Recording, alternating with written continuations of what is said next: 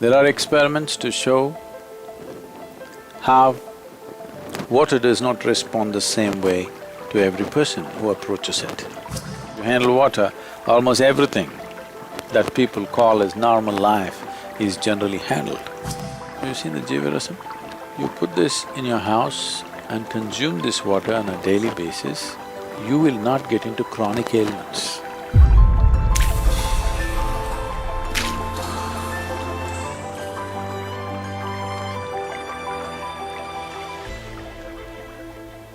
Water, jala or neer, rachamanyam, as it's known in Sanskrit language.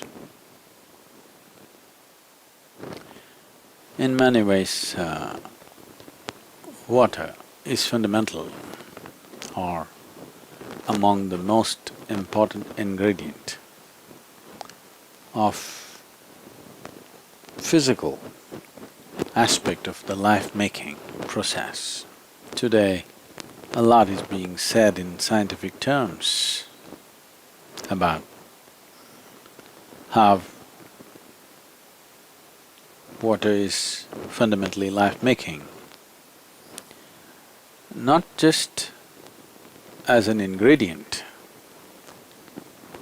not just as one more ingredient, but as an active participant in the making of life.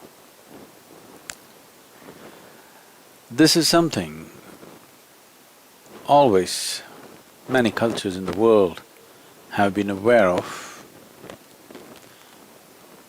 but we have an issue that unless it comes from a laboratory, it cannot be really true, though it's the most obvious truth that anybody who's paid a little bit of attention to life would notice that there is a certain aspect or a certain dimension of participatory role for water in everything that's life. In the last decade or a little more than that,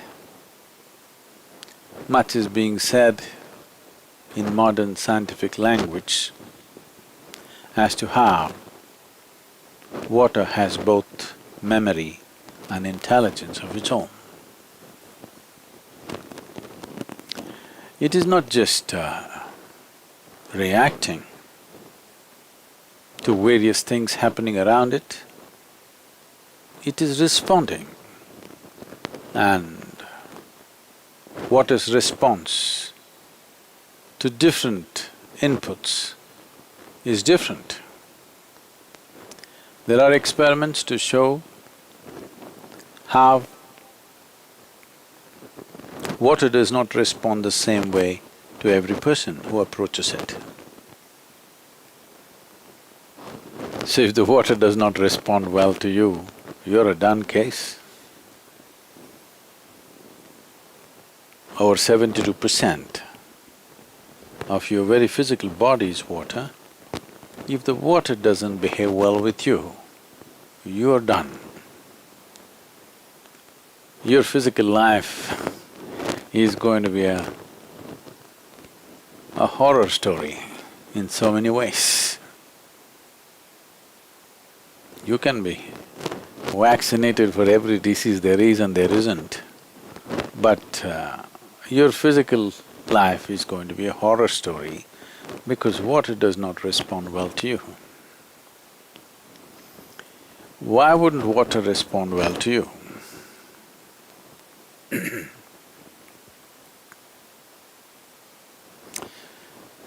To put it in a very simplistic way, if you do not approach this dimension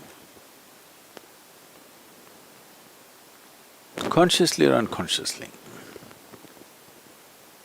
appropriately, water may choose not to respond to you well. You may be living wantonly right now, but water is responding largely to your karmic substance.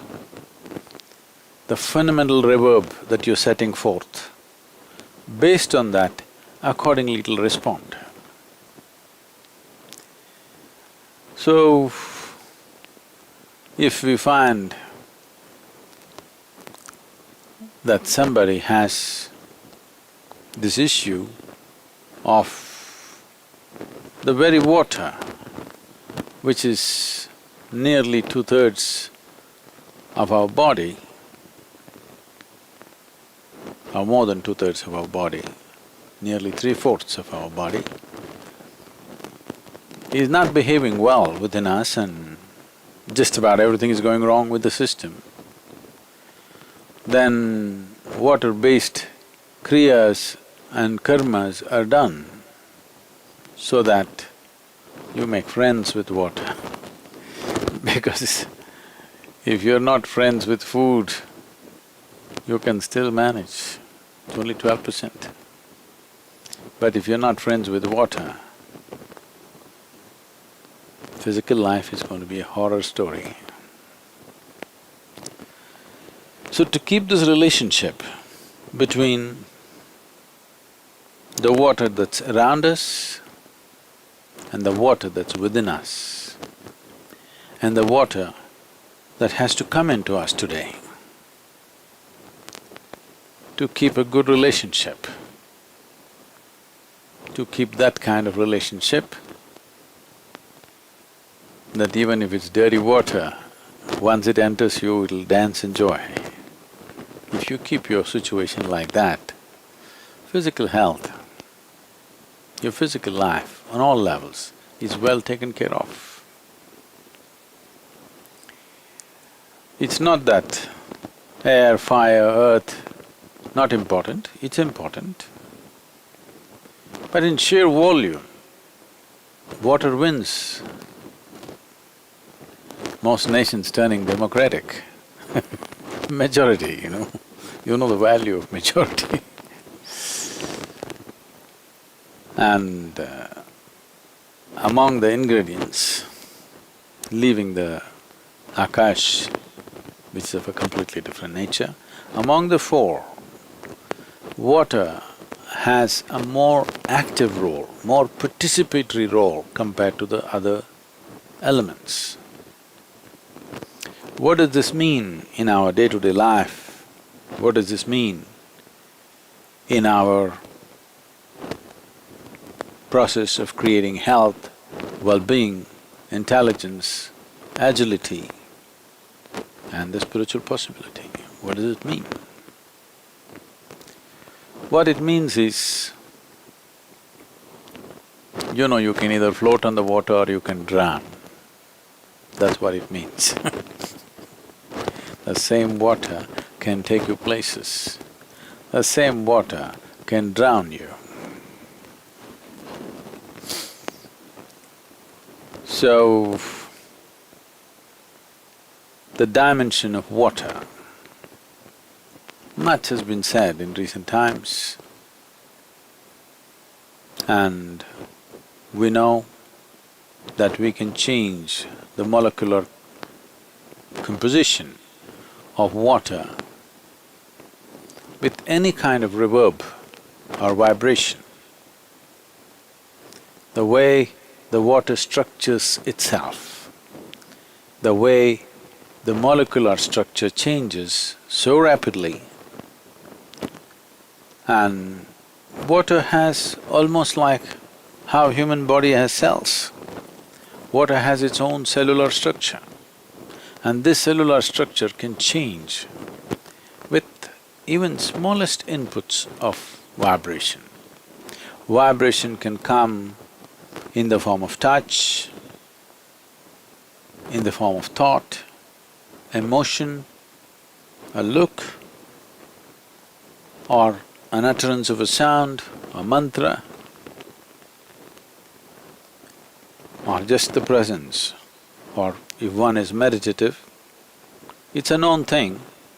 These are recorded now, many images, microscopic images produced like this, that when you become meditative, how the neuronal structure in the brain rearranges itself and dances in a completely different way, simply because you're in a certain state of experience.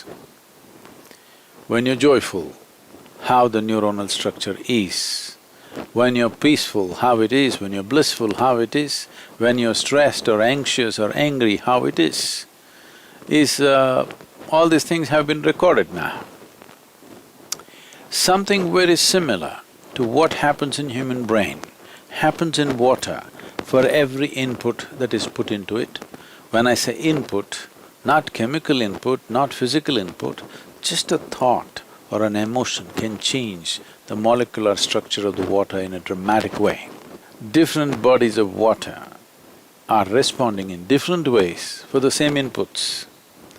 And the same body of water responds in different ways for different people who come to it. If 5 people go to the river, the same river water will respond differently to 5 different people. If they allow little space between them, it's clearly there.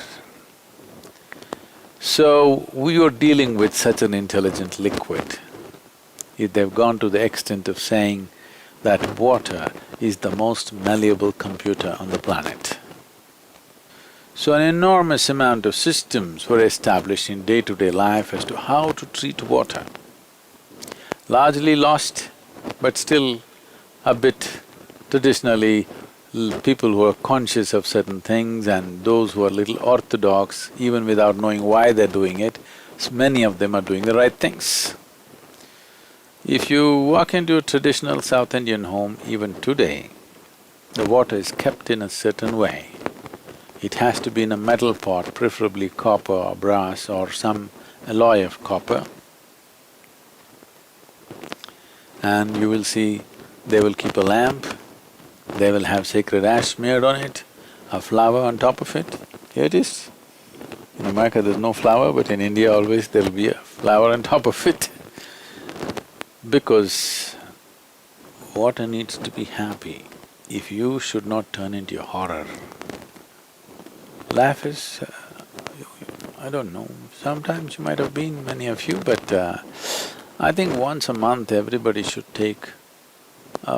make a visit to one of the major hospitals around you. Not just to catch an infection, just to see how much of a horror life can become, you know. Life can become real horror if certain things don't function properly within this. And taking care of water is an important aspect of that.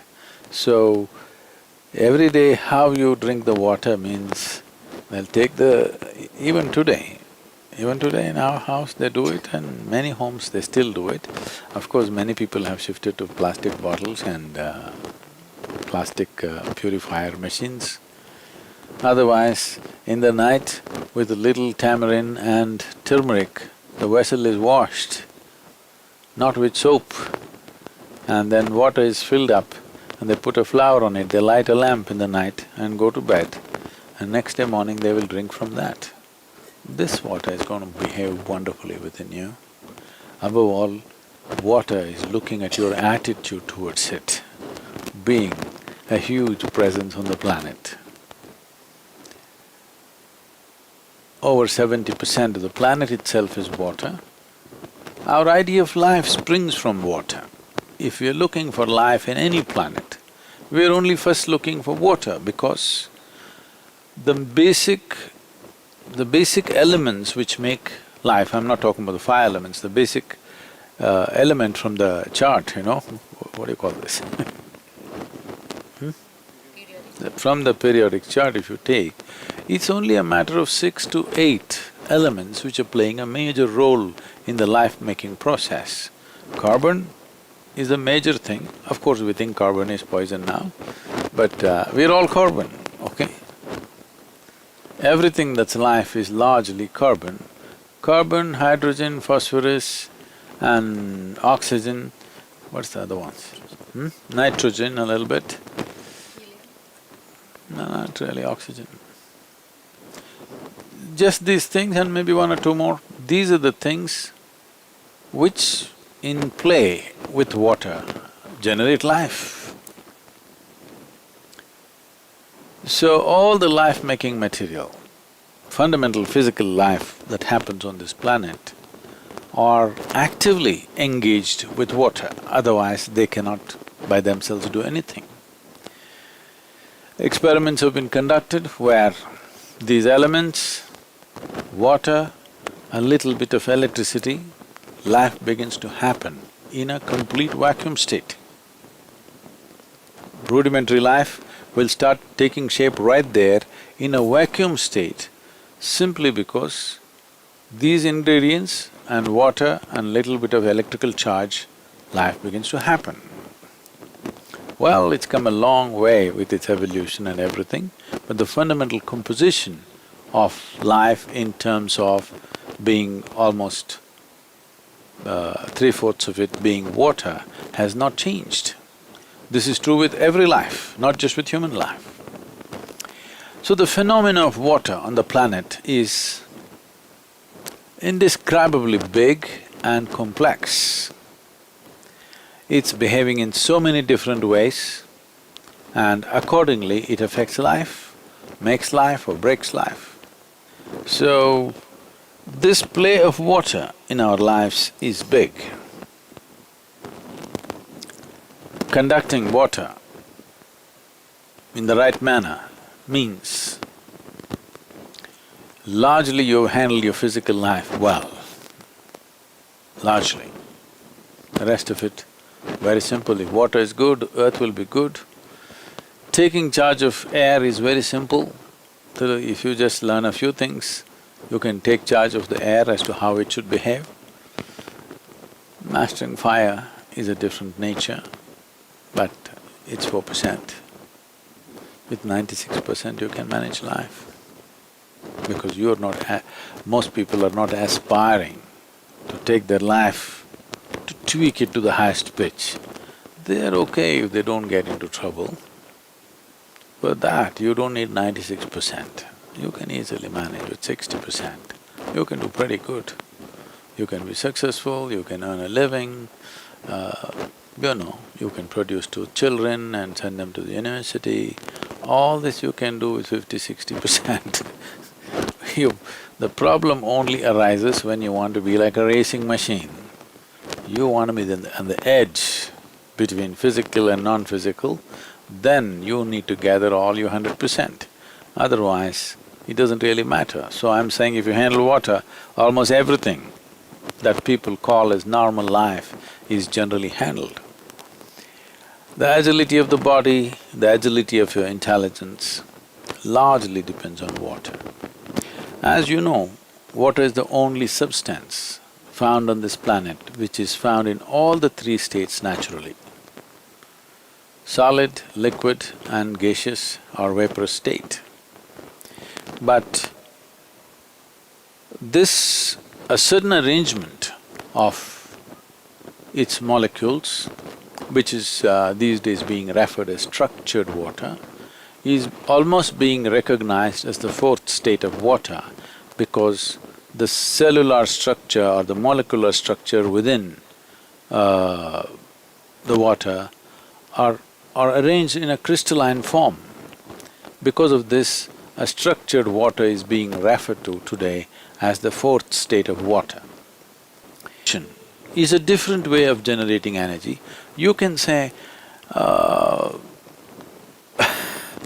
yoga is implosive, cool but hot, very cool but burning inside, because it's an implosion, it's not an explosive process. Have you seen this? When you come to India, you must have seen, the village people still do it like that. Of course, city people are…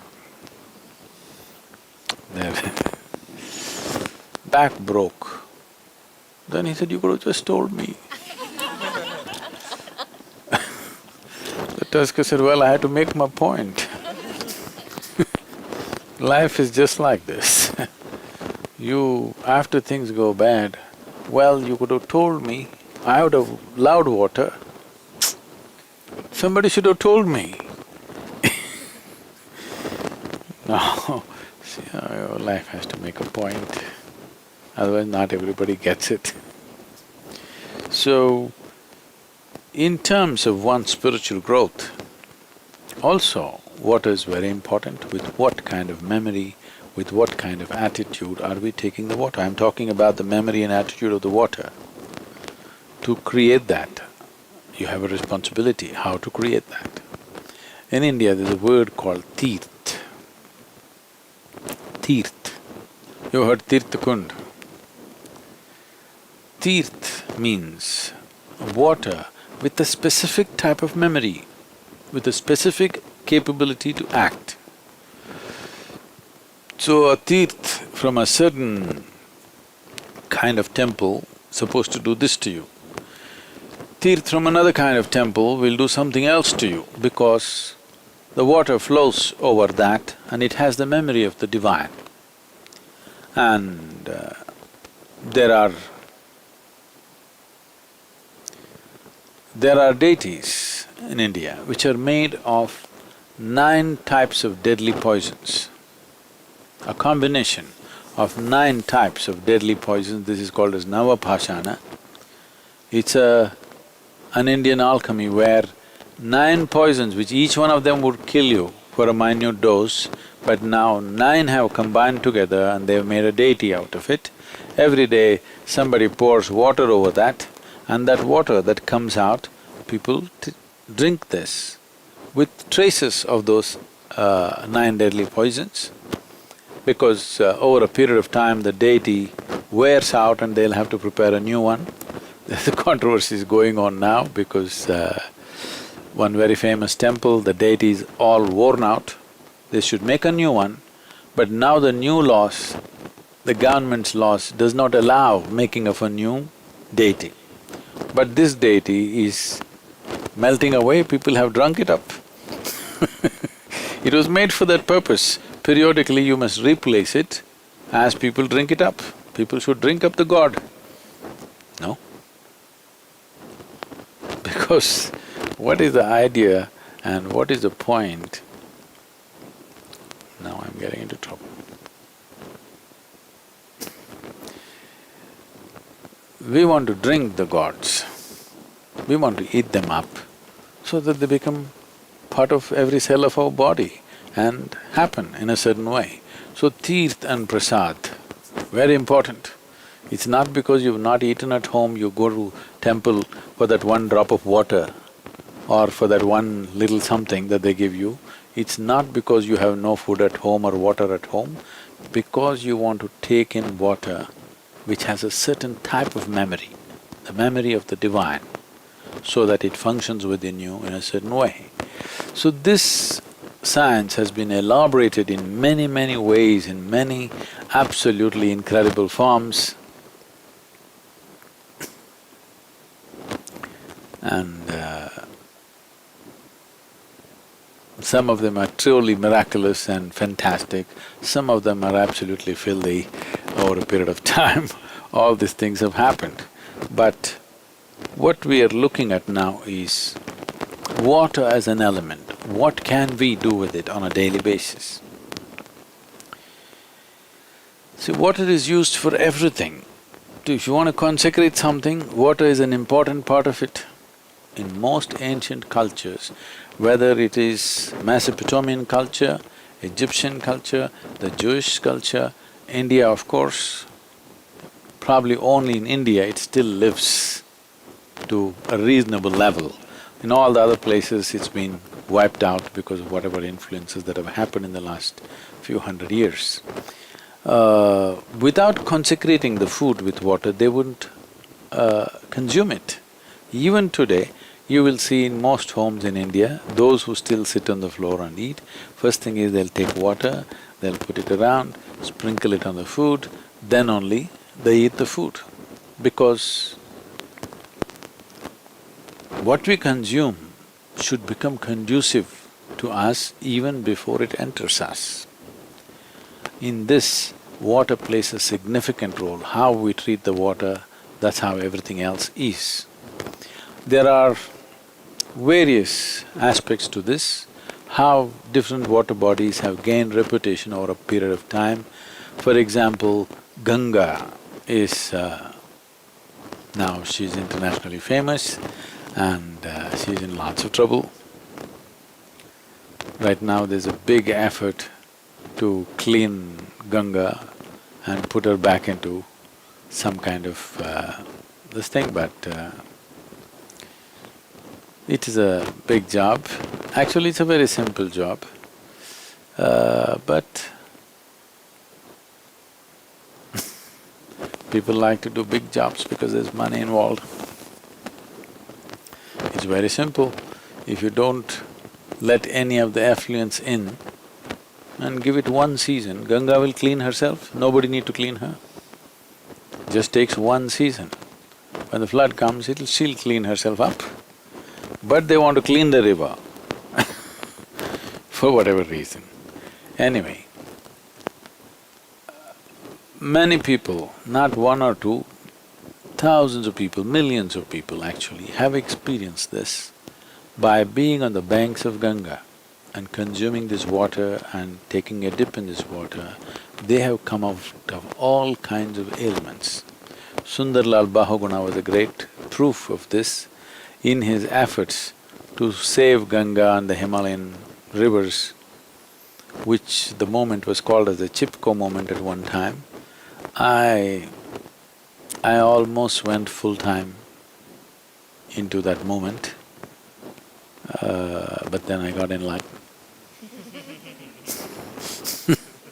My direction changed. Otherwise I would have almost joined the Chipko moment at that time. There later on, these people were initially decried, later on admired as tree huggers. He's the one who got the tribal people to hug the trees. When they came to cut the trees, they went and hugged the trees and did not allow them to cut, because the entire Indian railways at one time was built from the timber from Himalayan region. It took them 50 years to understand they could make the railway sleepers with something else, with concrete or metal or something.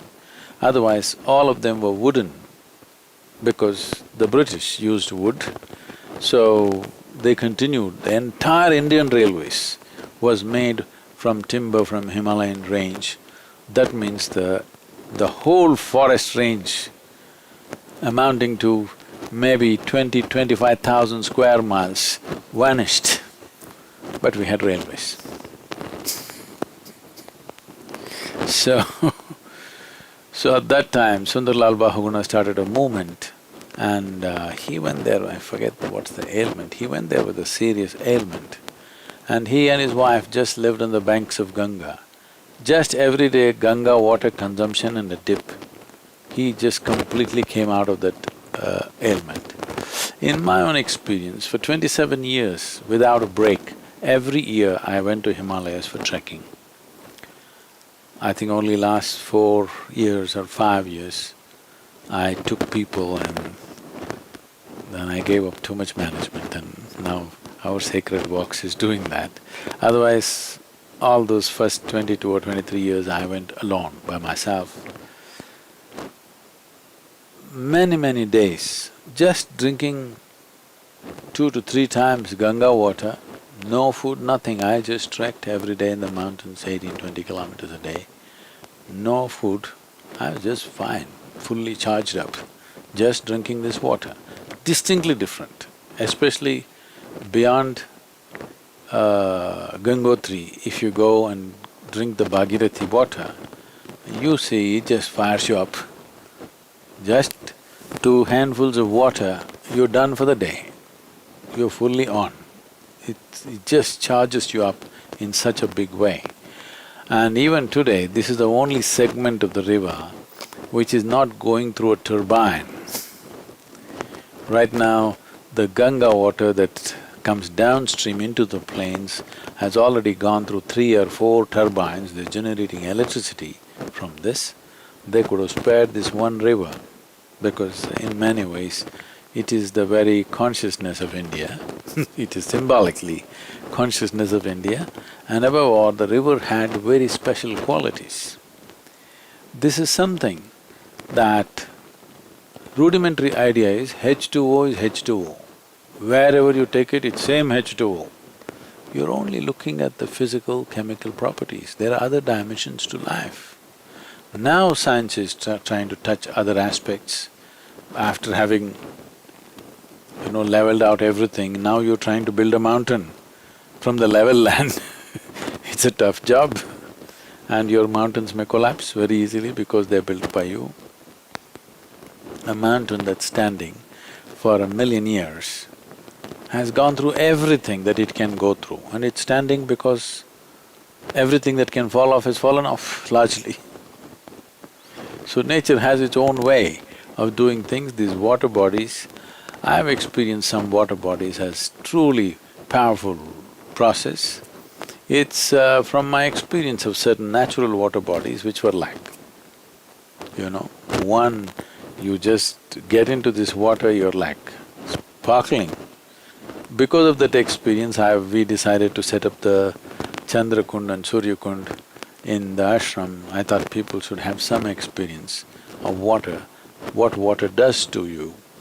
And today, I think there are tens and thousands of people who know the well-being of being in charged water, what it means, how water behaves very differently. Many of you who've been in the Chandra Kund or the Surya Kund have experienced the excessive buoyancy of the water.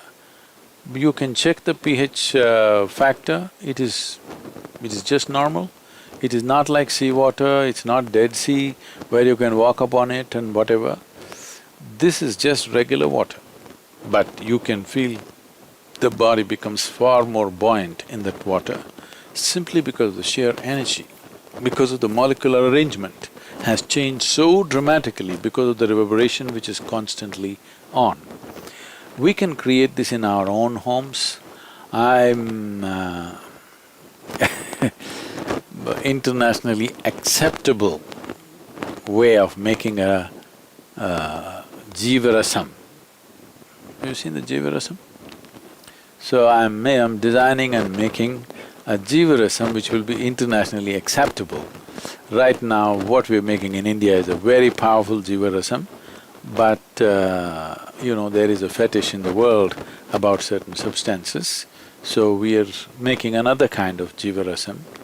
A copper pot, a Jivarasam, a lamp on top of it. If you can put a flower or a leaf on it, it's fine. You put this in your house and consume this water on a daily basis. Most probably, it's not like a guarantee because there's so many other influences, but largely I would say, you will not get into chronic ailments. You have to catch a bug, that's different. But largely you will be free from body-generating ailments. Your attitude towards the entire thing, not seeing it as a commodity, but seeing it, water is bigger than your mother, yes or no? Hello? You don't like it? Water is bigger than your God, yes or no? If you say no, I'm going to deprive you of water for next 24 hours. In 24 hours' time, you'll agree with me. So, I'm saying the fundamental life-making material, if you do not treat it as such, with the necessary value and the necessary reverence towards it, it has its own way of doing things. Maybe you've always been thinking if you do something wrong, a lightning rod will strike you down. Lightning may miss you, but water will get you. Yes, if you don't treat it well, it'll get you anyway. If you do the wrong things, it'll get you anyway. So, drinking water is one thing, we can't control the bathing water. If we could, that would be great. There are ways to do that. We are in the process of making a manual how you should conduct water around you and within you. It's part of the bhuta shuddhi. The practices are too complex and sophisticated to be taught to larger public, it'll take a certain effort. Simple practices can be taught. In the 21-day Hatha Yoga, we are teaching the bhuta shuddhi practice. Otherwise, there is Panchabhuta Aradhana, where you can just experience some well-being through a ritual that happens. But understanding a few simple facts as to how you should deal with it, what's around you and what's within you, these two dimensions of water. You have relationship with not just this, what is around you also, you have a relationship with this. And we can change the way the water bodies around you behave with you simply by doing certain things with yourself and sometimes with the water body itself. We want this to become common knowledge as it used to be at one time. If you've not made yourself sensitive enough to know, at least you must have information. It's not the same thing. If you could feel it, it would be the best way to do it.